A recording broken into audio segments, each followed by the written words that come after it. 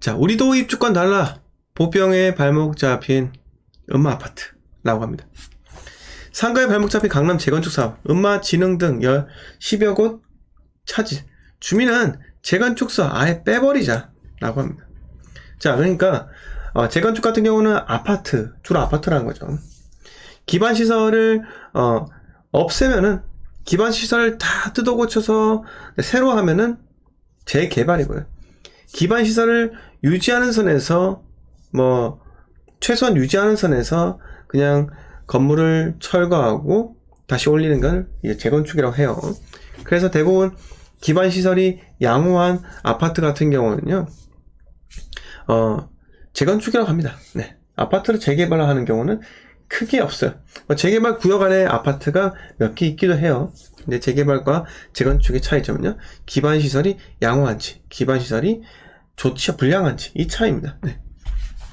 자, 보시면은, 이 아파트, 결국은 과거의 아파트 상가라고 하면요, 아파트 상가가 구분 등기 다 되어 있어요. 그렇기 때문에 과거에 아파트를 지으면서 이 상가도 같이 짓고, 그래서 이걸로 해서 이제 시행사가 분양을 통해서 수익을 좀 극대화했었는데, 상가 같은 경우는 건물만 지으면 되기 때문에 시행사가 크게 돈이 들어가지 않아요. 근데 평수에 비해서 평당가가 비싸기 때문에 수익이 짭짤하다라는 겁니다. 그리고 이게 30년이 흘러가지고 결국 재건축 연안에 도래가 되니까 상가도 역시 재건축 구역 안에 들어가잖아요. 맞습니까? 상가 땅이, 보세요. 아무리 상가 땅에 상가가 아무리 많아도요. 네, 아무리 많아도 이거 다 밀고 아파트 올리면 그게 더 이득이에요. 근데 상가 소유자들한테 입주권을 다 준다라고 할 경우, 그건 좀 문제가 될 수 있겠죠. 왜 그럴까요? 다 줘보세요. 그럼 사업성이 낮아지지 않겠습니까? 네. 너도 나도 다 조합원 자격을 취득하면은 결국 아파트 사업성이 약해질 수밖에 없습니다. 네. 적정한 비율이 있는 거예요. 네. 일반 분양이 이 정도 하면은 사업성이 충분하다라는 게 있는데, 참 이게 상가 때문에 발목을 잡을 수도 있다라는 겁니다. 자, 보시면은 음마 재건축 추진위원회, 당초는 6월로 계획한 조합 설립 일정을 연기했다라고 합니다. 아파트 소유자의 동의는 대부분 확보했지만 상가 내 갈등으로 동의율 확보가 더딘 상황이다. 영향이다. 도곡동 개포 우성 5차는 상가를 재건축 사업에서 제청하기로 하고 소송을 진행 중이다. 네, 59층 재건축 추진 중인 진흥아파트는 최근 상가 소유자가 종합을 상대로 소송전에 나서면서 사업 중단 위기를 맞았다고 합니다. 자, 재건축을 설립하려면 상가 소유주의 동의가 필요하다고 하는데, 상가 소유주는 원칙적으로 새로 짓는 상가만 분양받을 수 있지만 조합이 정관에 명시하면 입주권을 받을 수 있어 재건축 사업의 주요 변수로 꼽힌다라고 해요. 그러니까 상가의 이 구분 등기한 숫자가 적잖아요. 그러면 이 상가를 다 조합원을 받아들이고 아파트를 올려서 분양하는 게 훨씬 더 이득일 수가 있는 겁니다. 네. 근데 보시면은 아파트 조합원과 이익 분배 기준이 달라 상가 소유주 간 내분 입주권을 노린 지분 쪼개기는 잡음이 끊이지 않는다. 그리고 세입자 신분들 있잖아요. 임차인들 같은 경우는 날벼락이죠. 네, 장사 잘하고 있는데 갑자기 나가라고. 네. 왜? 명도는 소유자의 몫이니까요. 그렇게 하면은 결국 상가내는요, 소유자의 갈등, 임차인 간의 갈등, 그거 다 난리예요. 네. 과거에 대한민국에서 아주 유명했던 그 재건축 조합장이 있습니다. 그 재건축 조합장은요, 말 안 듣는 상가한테 가가지고 거기 임차인 있잖아요. 빠사치고 했어요. 네. 그러면 안 되지만 그 폭행으로 해가지고 싹 다 말을 듣게 했다고요. 그 정도로 폭행과 소송, 사기 엄청나게 난무하는 게 바로 재건축 사업의 그런 갈등 관계입니다. 네. 그래서 여러분, 제가 말씀드리는 게 재건축 투자 괜찮아요. 근데 그것도 사이클이에요. 사이클 싹 타고 빠져나오세요. 아시겠습니까? 빠져나오셔야 돼요. 그냥 내가 이거 재건축에 투자했으면 재건축 끝까지 들고 갈 거야, 그 말이 아닙니다. 네, 그렇게 하면 안 돼요. 그게 뭐다? 자, 삼성전자 사서 30년 동안 기다리는 거 하고 똑같은 거예요. 적당히 벌어서 팔고 딴 데 가야죠. 주식도 마찬가지예요.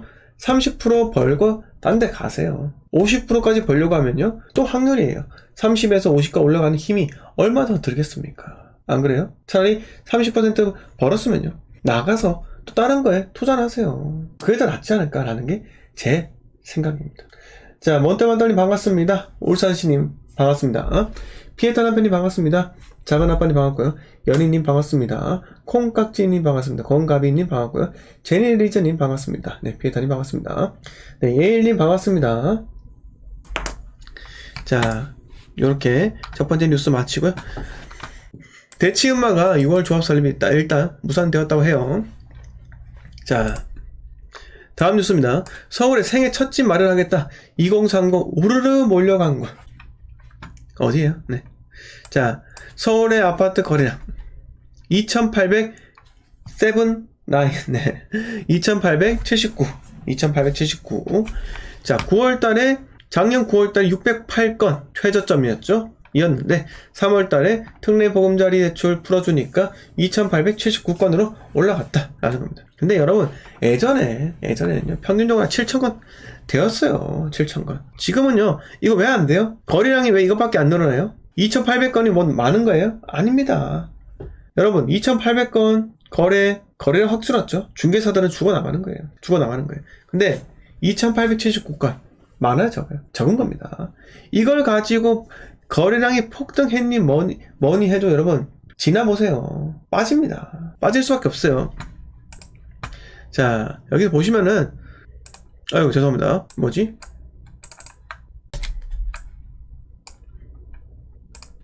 거래량은 보고 갈까요?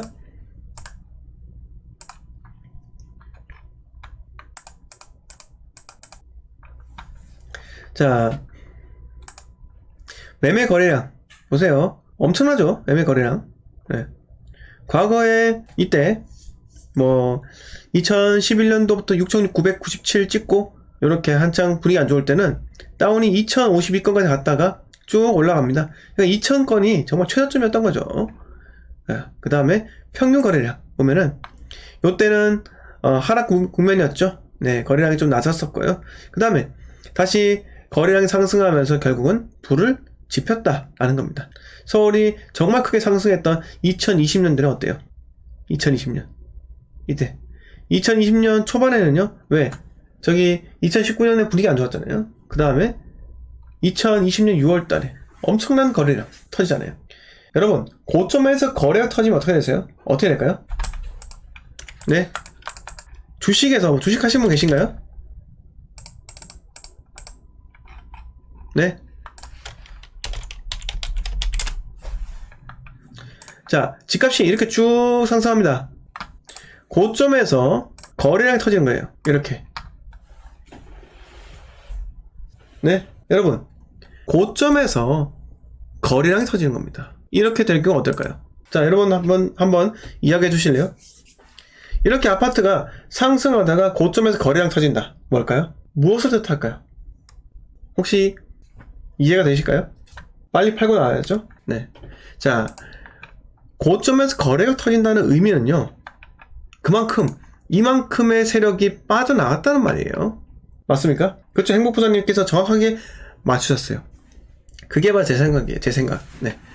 고점에서 거래가 터졌어요. 이건요, 누군가는 이만큼 팔고 나갔다라는 겁니다. 팔고 나갔어요. 맞습니까? 그럼 뭐다? 이제 주포가 사라졌으면요, 서서히 하락할 수밖에 없어요. 그리고 또 하나, 거래가 터졌으면요, 그 다음에 사줄 사람이 적다라는 겁니다. 그 다음에 사줄 사람들이 점점 감소한 건 마찬가지예요. 거래 감소한다? 결국은 힘이 빠지기 때문에 떨어질 수밖에 없는 겁니다. 네. 힘이 빠지기 때문에 떨어질 수밖에 없는 상황이라고요. 근데 수많은 이 부동산 유튜버하고 수많은 전문가들은요, 이걸 뭐라고 했어요? 요거 거래가 감소하는 거 자연스러운 현상이다 라고 하는 겁니다. 네, 자연스러운 현상이라고 하는 거예요. 근데 이 시점, 여러분 이 시점 누구나 다 알고 있었습니다. 위험하다는 건요. 근데 혹여나 벼락거지가 될 그런 것 때문에요, 부동산에 또 시차가 존재하지 않겠습니까? 막 미친듯이 안 오른 것 막 들어가는 거예요. 네. 그러다가 동두천까지 들어갔는데 동두천이 오르지 않고 규제로 묶이면서 그냥 그때부터 박살나기 시작하는 겁니다. 네. 이게 대한민국 전체를 보고 투자를 해야 되는데 자꾸 오르지 않은 곳, 싼 곳 거기만 쫓아가지고 한다. 이건 잘못된 겁니다. 절대 그렇게 하지 마세요. 네. 제이슨리님 반갑습니다. 마성의 소리 선생님 책상에 앉으니 또 듣고 싶어지네. 반가워네. 감사합니다. 네.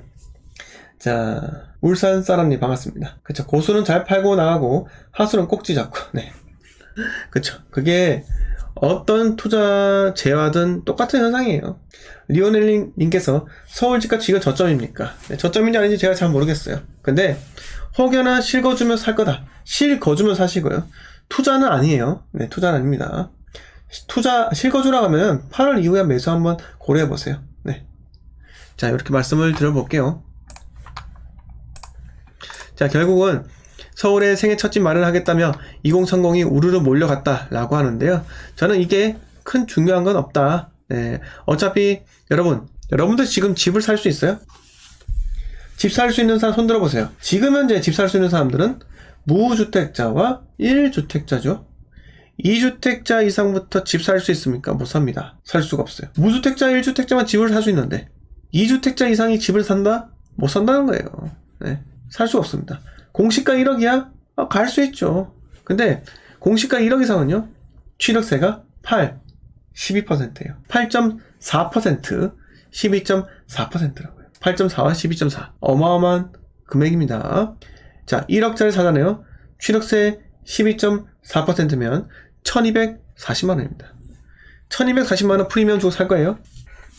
그렇게 하지 맙시다. 네.